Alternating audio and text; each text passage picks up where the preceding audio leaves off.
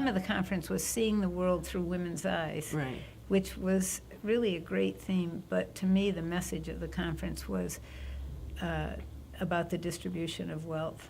And Right. that's what motivated us to come home and start a fund for women, because that's what, in those days when there were very few women's voices at the table, men Right. paid attention to money. So we decided we'd pay attention to money too. Yes, I remember that when we set the goal of $5 million. What do we call it? It was a big, hairy, audacious goal. It Something was. like a BHAG or something. Yes. And we had this big joke, running joke about how audacious that goal was, because nobody thought we'd ever hit it. And then thanks to the brilliance of Christy Nelson and other people who were involved in the early days, we Some did. of our very generous early donors who, when we were afraid to ask them for $2,000, said they would give us $50,000. Yeah. And Wasn't that Joan? really- Excuse me. Joan Hastings was Yeah. certainly one of the early ones. That Yeah. was a great story about Sally going to visit Joan, and telling her about the fund. We hadn't even started it, and she said, we were going to ask people for $2,000, and Joan said, well, we just lent some money to our son, and he just paid it back to start a business, and I'll give you $25,000. So that was our first major gift, and that raised our site substantially.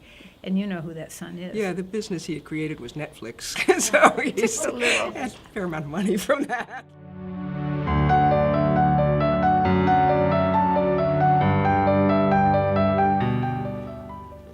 I think some of the programming, like the Lippy Fund, like some of the work with young women, girls, has really exceeded our original expectations or vision, because it's now more established. There's a support group that's working towards it.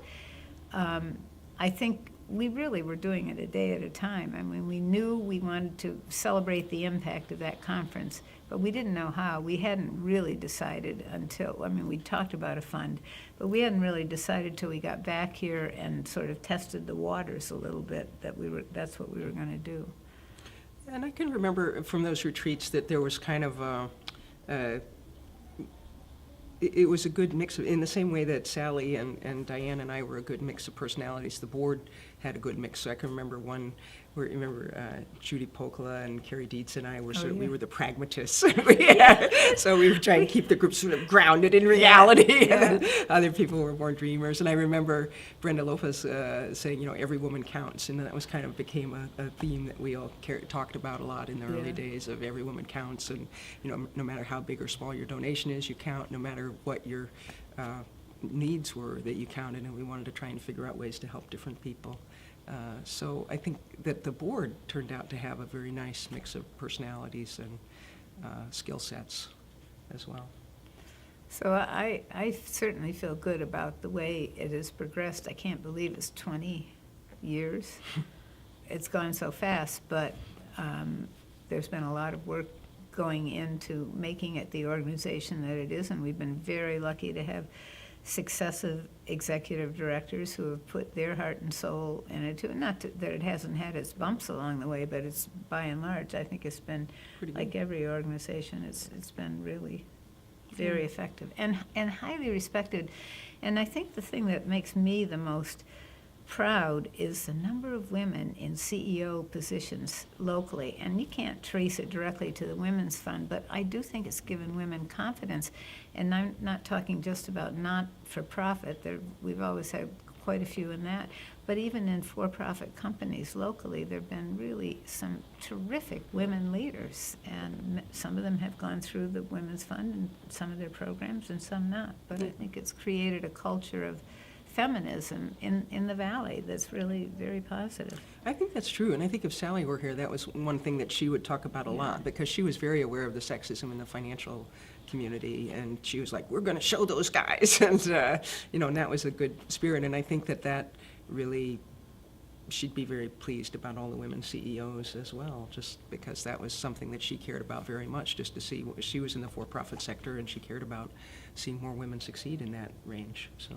And I think you can look at the meetings that we used to go to in those days. There might be 1, 2, or at most 3 women at almost any significant community meeting. And I remember every time Paul came home from a meeting, I'd say, how many women were there?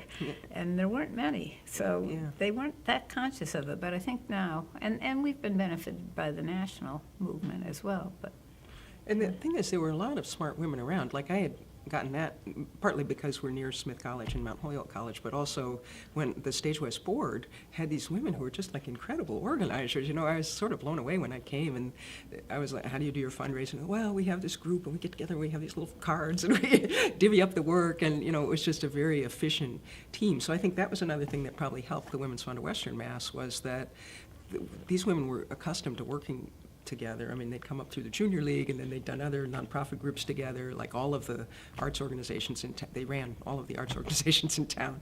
And I think so they knew each other well. They had worked together before, a lot of them, and they had a really good skill set for fundraising. my college roommate, Barbie Zuckhausen, came with us with her husband's blessing, and long story short, she went back to New Hampshire and started a Women's Fund of New Hampshire on her own. So we have a sister fund that was really a part of this, and I feel very good about that. Thank you, Mount Holyoke.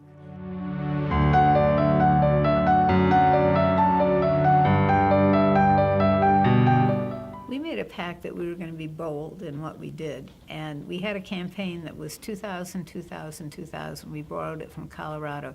2,000 women to give $2,000 by the year 2000. That gave us maybe 4 years to do that. And we thought that was going to be very ambitious, but when we started doing the fundraising, we quickly realized that the major gifts were going to be the significant ones. And so we decided that if that would raise $4 million, we would add another $1 million of major gifts, and we got that. And although the money didn't come in exactly that way, we did raise $5 million in the initial years. And what's been good is that the subsequent boards have picked up not only the fundraising side, but the programming side to give us more visibility. It's hard to get visibility when you're only asking for money. You've got to show how you're using it and how you're benefiting young women and girls. Yeah, I think that's the main pitch, is how the benefits of the program, and that and that there aren't other sources. A lot of the stuff, I remember going to the Early Women's Funding Network conferences, and they would talk about how women were getting something like 7 or 8% of the total foundation funding at that point, that most of the funding was going to either male organizations or male organizations that primarily helped men and boys and not women and girls. So there just was a vast need for more funding for women. I mean, I think that was the main pitch I was using, was that we need a bigger percentage of the pie in terms of nonprofit services.